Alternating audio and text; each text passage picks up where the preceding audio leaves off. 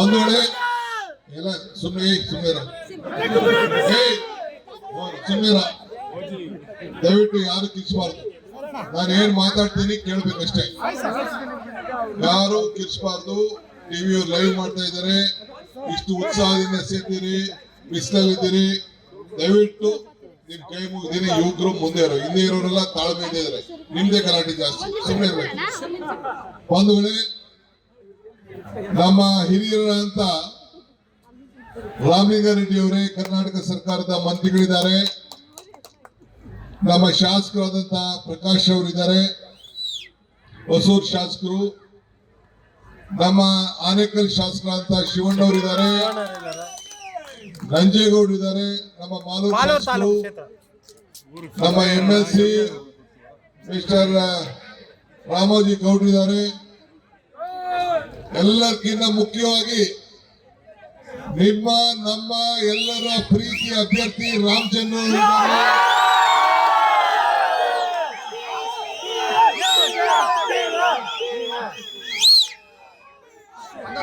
ಅವ್ರಿಗೆ ನಾವು ನೀವೆಲ್ಲ ಸೇರಿ ಈ ಉರಿ ಬಿಸಿಲಿನಲ್ಲಿ ಆಶೀರ್ವಾದ ಮಾಡಲಿಕ್ಕೆ ಚುನಾವಣಾ ಪ್ರಚಾರಕ್ಕೋಸ್ಕರ ನಾವೆಲ್ಲ ಇಲ್ಲಿ ಬಂದಿದ್ದೇವೆ. ಸ್ವಲ್ಪ ಸುಮ್ಮನೆ ಇರಿ ಅಂತ ಹೇಳ್ತಾ ಇದ್ದೀನಿ. ನಾನು ಯಾವ ಟೈಗರು ಇಲ್ಲ, ಎಲೆಕ್ಷನ್ ಗೆಲ್ಸಿ ಬರ್ತೀನಿ. ನಾನು ಸ್ಟಾಲಿನ್ ಅವರು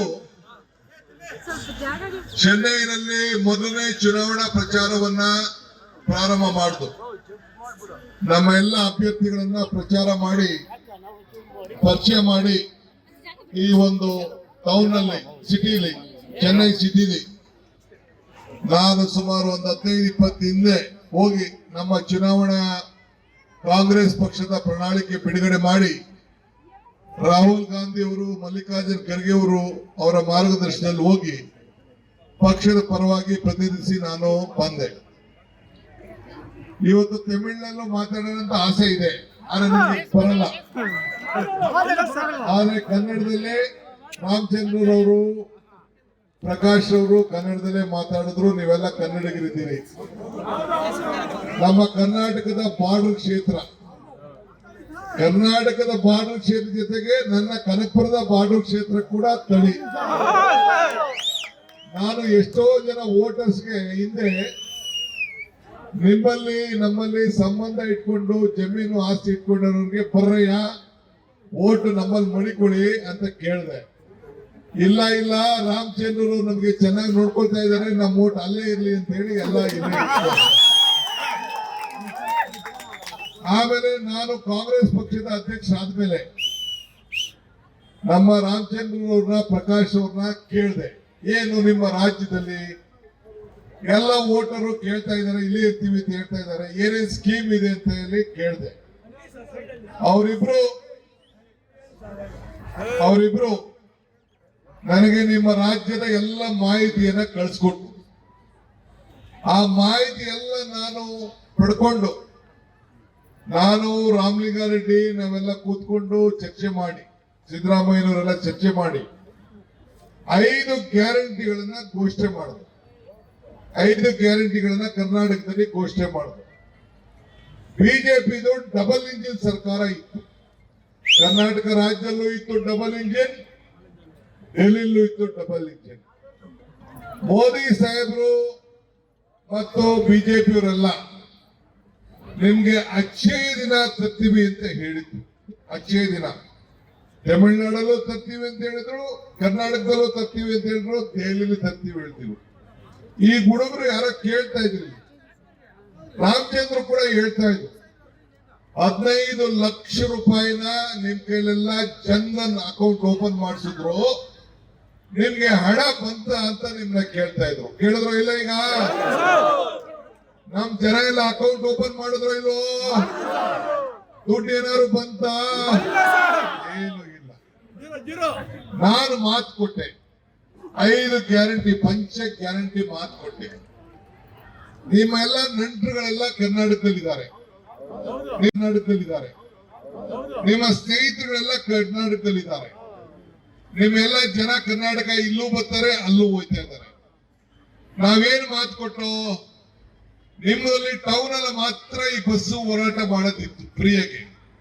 ರಾಮಲಿಂಗಾರೆಡ್ಡಿ ಅವರು ಮಂತ್ರಿ, ಅವರೇ ಇಲ್ಲಿದ್ದಾರೆ.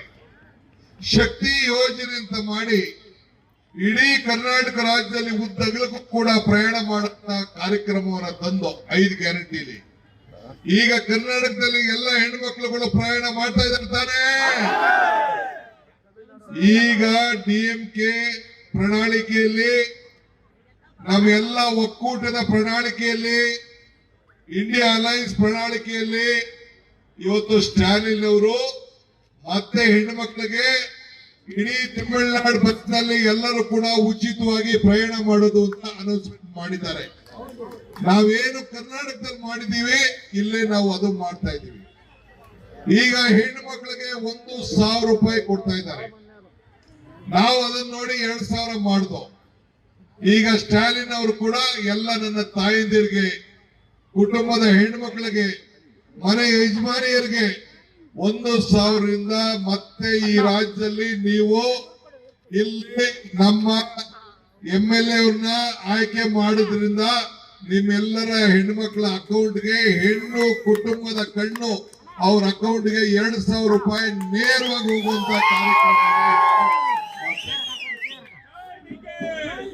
ಅದಲ್ಲದೆ ಈಗ ತಾನೇ ಹೇಳ್ತೀನಿ, ಮನೆಯಲ್ಲಿ ಸಾಮಾನು, ಪಾತ್ರೆ ಇರ್ಬೋದು, ಟಿವಿ ಇರ್ಬೋದು, ಸ್ಟವ್ ಇರ್ಬೋದು, ಬಿಡಿ ಗ್ಯಾಸ್ ಅಂತೂ ಕತೆ ಹೋಯ್ತು, ಒಲೆನೇ ಗ್ಯಾರಂಟಿ ಮುಂದಕ್ಕೆ ಹೊಂಟೋಯ್ತು.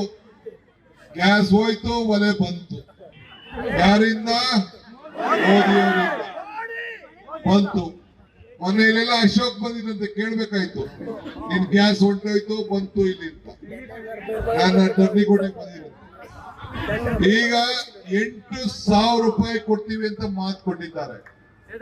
ಡಿವಿಎಂಕೆ ಪಕ್ಷ, ಕಾಂಗ್ರೆಸ್ ಪಕ್ಷ, ಕಮ್ಯುನಿಸ್ಟ್ ಪಕ್ಷ ಯಾವತ್ತಾರು ಒಂದು ಮಾತು ಕೊಟ್ರೆ ನುಡಿದಂತೆ ನಡೆಯುವಂತ ಪಕ್ಷಗಳು ಇದು. ಈ ದೇಶದ ಇತಿಹಾಸದಲ್ಲಿ ಈಗ ರೈತರಿಗೆ ನಾವು ಕೂಡ ಫ್ರೀ ಕರೆಂಟ್ ಕೊಡ್ತಾ ಇದ್ದೀವಿ. ನೀವೆಲ್ಲ ರೈತರ ಮಕ್ಕಳಿದ್ದೀರಿ, ನಿಮ್ಗೆಲ್ಲ ಕೂಡ ಮುಂಚಿತವಾಗಿ ಮೀಟ್ ಇಲ್ಲದೆ ಫ್ರೀ ಕರೆಂಟ್, ಮೀಟರ್ಲೆಸ್ ಪಂಪ್ ಸೆಟ್ ಕೊಡಬೇಕು ಅಂತ ಹೇಳಿ ಈಗಾಗಲೇ ನಾವು ಆಶ್ವಾಸನೆಯನ್ನು ಕೂಡ ನಾವು ಕೊಟ್ಟಿದ್ದೇವೆ.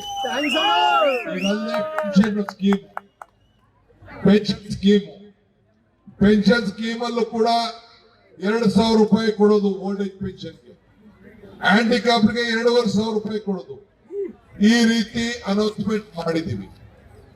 ಇದು ಮೊದಲಿಂದ ಕೂಡ ಡಿಎಂಕೆ, ಕಮ್ಯುನಿಸ್ಟು ಪಾರ್ಟಿ ಇವೆಲ್ಲ ಕೂಡ ಕೊಟ್ಟು ಮಾತನ್ನ ಉಳಿಸ್ಕೊಂಡು ಬಂದಿರುವಂತ ಒಂದು ಪಕ್ಷ.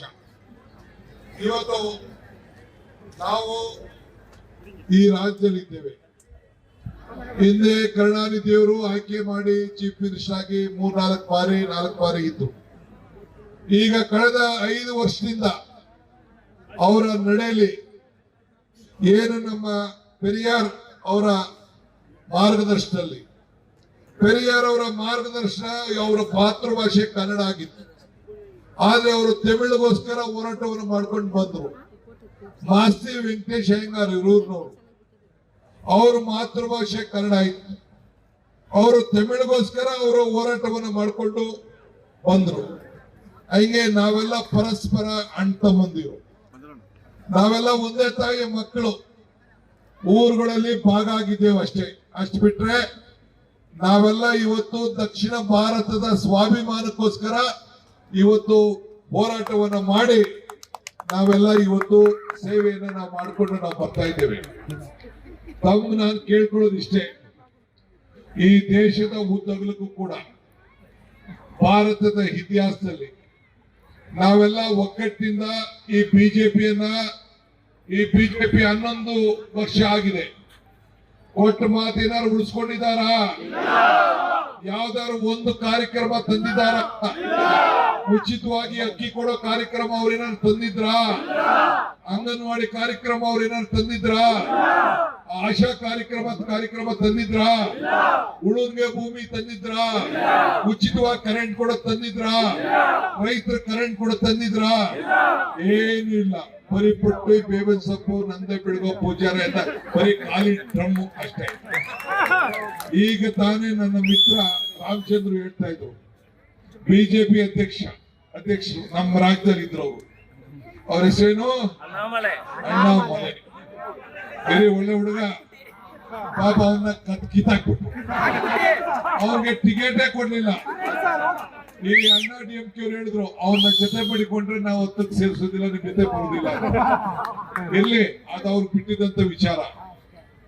DMK ಗೆಲ್ತೀವಿ ಅಂದಿದ್ರೆ ಅಣ್ಣಾ DMK ಜೊತೆ ಹೋಯ್ತಿದ್ರಾ? ಅಣ್ಣಾ DMK ಏನಾದ್ರು ಶಕ್ತಿ ಇದ್ರೆ ಅವರು ಶಕ್ತಿ ಕಳ್ಕೊಂಡಿದ್ದಾರೆ. ಇನ್ನೊಂದು ಪಾರ್ಟಿಯವರು ಪಾಪ ಅವರೊಬ್ಬ MGR ತರ ಆಗ್ಬೇಕು ಅಂತ ಹೊರಟ್ಬಿಟ್ಟಿದ್ದಾರೆ. ಅದೆಲ್ಲ ಆಗಲ್ಲ.